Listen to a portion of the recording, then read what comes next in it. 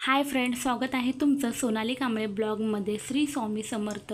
तर आज होता संडे, तर इथे बघा आज वडापाव बनवणार आहे. तर इथे बघा सकाळी उठून मी छान अशी कामं करून घेतली आहे. तर नाश्ता इथे बनवणार आहे वडापाव.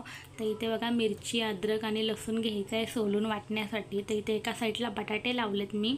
तर बटाटे शिजून झाल्याच्यानंतर गॅस बंद केला आणि इथं बघा बटाटे उकळले. त्यानंतर मी येऊन गॅस पेटवते.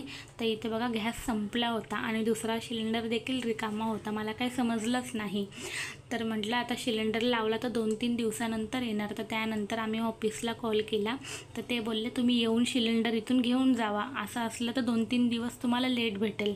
तर त्यानंतर आम्ही इथे बघा जलेबी आणि खाकरा आणलेला तो खाऊन घेतला. तर त्यानंतर आम्ही निघालो आहे इथे सिलेंडर आणण्यासाठी. तर ऑफिसमध्ये जायचं होतं आम्हाला, तिथे गेल्यावरच भेटणार होता आणि असं बुक केलं असतं तर 2-3 दिवस लागले असते येण्यासाठी. त्यामुळे आम्ही सिलेंडर रिकामा घेतला आणि इथे बघा आता आम्ही चाललो आहे गॅस ऑफिसमध्ये. तर बघू आता तिथं गेल्यावरती आम्हाला सिलेंडर भेटतो का. तर इथे बघा सिलेंडरवरती ठेवलेलं, त्यामुळे गाडीची शीट खराब झाली, त्यामुळे तिथे खाली ठेवून घेतला आणि आम्ही आता निघालो आहे. इथे सुजू बघा, तिला झोप आली होती, अशी अशी बघत होती ती. तर तिला मी झोपवत होती पण ती काही झोपलीच नाही, जागी राहिली. त्यानंतर 10 ते 15 मिनटावरच गॅसचं ऑफिस होतं. तर इथे बघा आम्ही पोचलो आहे. तर सिलेंडर घेऊन गेलतो तर ते म्हटले की तिकडे पुढे मैदानात गाडी उभा आहे, तिथून सिलेंडर घ्या. तर त्यांना आम्ही पैसे दिले. तर त्यांनी पैसे घेऊन आम्हाला पावती दिली आणि बोलले पुढे 5 मिनटावरती मैदानामध्ये गाडी उभा आहे, तिकडून जाऊन तुम्ही सिलेंडर घ्या. तर इथे बघा आम्ही निघालो आहे. तर इथे आता गाडी उभा केल्यावरती माऊचे पप्पा गेले सिलेंडर आणायला. तर इथे बघा गाडी आम्हाला इथे भेटली होती. त्यानंतर आम्ही इथून सिलेंडर घेतला आणि आता निघालो आहे जाण्यासाठी. तर उद्या मंडेला माऊचे 2 प्रोजेक्ट होते, त्यामुळे तेही टेन्शन वेगळं होतं आणि इथे जेवण बनवण्याचं पण होतं. तर जाता जाताच मी प्रोजेक्ट घेतले. तर तिला ना इथे कम्युनिटी गाईड बनवायचे होते, कम्युनिटी हेल्पर. तर इथे बघा मी 2 पोस्टर घेतले आणि एक ना कॅलेंडर बनवायचा होता, त्यामुळे मी सगळं सामान घेतलं आणि घरी आली. तर त्यानंतर सुजूला मी झोपवलं आणि इथे बघा वडापावच्या तयारीला लागले. तर चला तुम्हाला रेसिपी दाखवते मी कशी वडापाव बनवते. तर इथे बघा कढईमध्ये मी 2 चमचे तेल टाकलं आहे. त्यानंतर त्याच्यामध्ये मोहरी टाकून घेऊया आणि कढीपत्ता टाकूया. त्यानंतर इथे मी कोथिंबीर, अद्रक, लसूण, मिरची वाटून घेतली आहे, ते वाटण टाकून घेतलं आहे आणि हलवून घेतलं आहे त्याला. त्यानंतर त्याच्यामध्ये थोडीशी हळद आणि मीठ टाकून घेतलं आहे. तर इथे बघा जे बटाटे आपण सोलून ठेवलेले करून ते ना असे छान असे बारीक करून टाकून घेऊया. थोडीशी अशी जाडसर पण ठेवूया, मस्त अशी लागते बटाट्याची टेस्ट. तर इथे बघा सगळं टाकून झाल्याच्यानंतर मस्त मिक्स करून घेतलं आहे मी. 2 मिनटं छान असं परतून घेऊया, मस्त लागतात तर मग वडे. तर इथे बघा भाजी झाल्याच्यानंतर मी साईडला काढून ठेवली आहे. तर इथे आपण ना आता बॅटर बनवूया जे वड्यासाठी लागतं ते. तर इथे मी एका बाउलमध्ये बेसन पीठ घेतलं आहे. त्यानंतर चवीनुसार त्याच्यामध्ये मीठ आणि हळद टाकून छान असं फेटून घेतलं आहे. त्याला अजिबात त्याच्या गाठी व्हायला नाही पाहिजे, मस्त असं झालं पाहिजे. त्यानंतर थोडंसं मी सोडा टाकला आहे आणि मिक्स करून झाकून ठेवलं आहे. तर इथं बघा बटाट्याची भाजी थंड झाल्याच्यानंतर त्याच्यावरती मी अर्धा लिंबूचा रस आणि कोथिंबीर टाकली आहे. कोथिंबीर लास्टला टाकली तर छान हिरवीगार राहते आणि दिसायलाही मस्त आणि टेस्टलाही छान लागते. तर त्यामुळे मी लास्टलाच कोथिंबीर टाकते आणि लिंबू टाकलेली मस्त अशी टेस्ट येते. तर इथे बघा लिंबू टाकून छान मिश्रण मिक्स करून घेतलं आहे आणि मी इथे वडे बनवत होते. तर तेवढ्यामध्ये माऊ आली आणि माऊ बोलते मामा मला चीज वडापाव पाहिजे. तर मी म्हटलं ठीक आहे. तर इथे बघा एक वडा बनवून मी घेतला होता आणि तो साईडला ठेवला. बघा किती सुंदर असा दिसतो. तर त्यानंतर इथे जे फ्रीजमधून मी चीज क्यूब काढून घेतले आणि एकाचे मी 4 भाग करून घेतले. तर इथे बघा अशा आकारात मी कापून घेतले 2, तर त्याचे 8 भाग झाले. तर मग म्हटलं की तो वडा मी घेतलेला त्याला वाटीसारखा थोडासा आकार दिला आणि त्याच्यामध्ये चीज क्यूब टाकून मस्त त्याला मी असं पॅक करून घेतला. तर म्हटलं आता चीज वडापाव बनवायचा आहे तर मग एकालाच कशाला, सगळ्यांनाच बनवूया आपण. त्यामुळे मी सगळ्यांनाच चीज वडापाव बनवायला घेतला. तर इथे बघा मस्तपैकी असं पॅक करून घेतलं आहे वडा, किती सुंदर असा दिसतो आहे. आणि वड्याचा आकार मी थोडा मोठा मोठाच ठेवला आहे कारण मला लवकर आवरायचं होतं. सुजू उठली तर तिला हे देखील चारायचं होतं.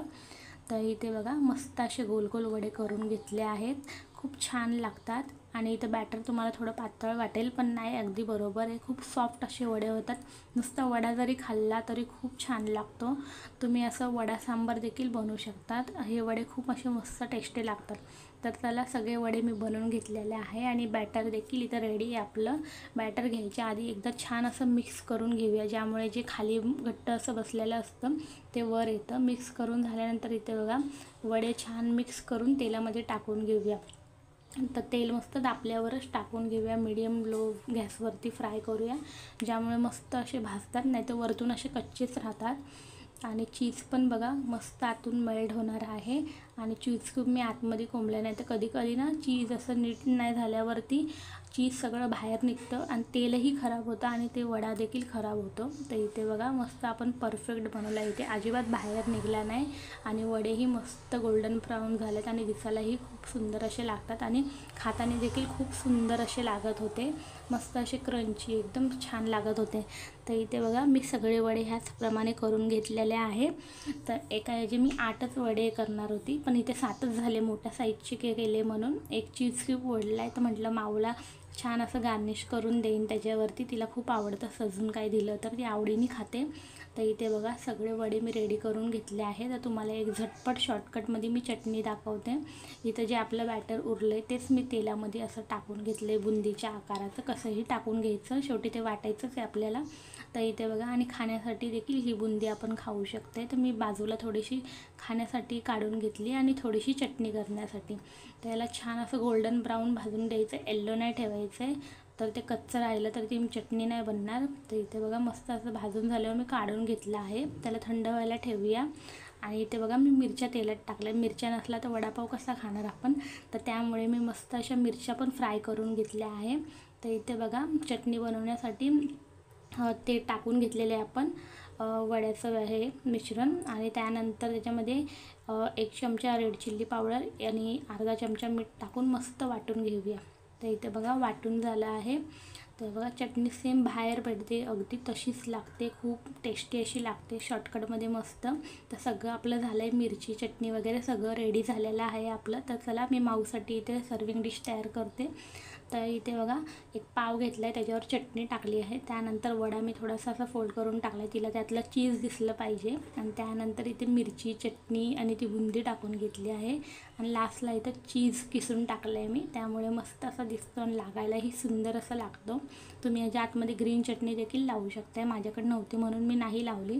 तर इथे बघा कसा आपला दिसतोय नाश्ता, नक्की सांगा. तर इथे माऊसाठी मी घेऊन चालली आहे डिश, तर तिला खूप आवडलं, तिने आवडीने सगळा वडापाव तो खाल्ला आणि ते आमच्यासाठी देखील मी घेऊन आलेले आहे सगळं ताट. तर इथे बघा सगळं आमचं खाऊन झाल्याच्या नंतर इथे पसारा खूप पडला होता आणि सुजू अजून देखील झोपली होती, तर म्हटलं पटकन आवरून घेऊया. तर इथे बघा सगळं मी क्लीन करून घेतलं आहे आणि त्यानंतर इथे सुजूला मी भात देखील लावून घेतला आहे. तर आता ती उठली तर तिला चारणार आहे. तर तुम्हाला कसं वाटलं माझा व्हिडिओ तर नक्की सांगा. व्हिडिओ आवडला असेल तर लाईक शेअर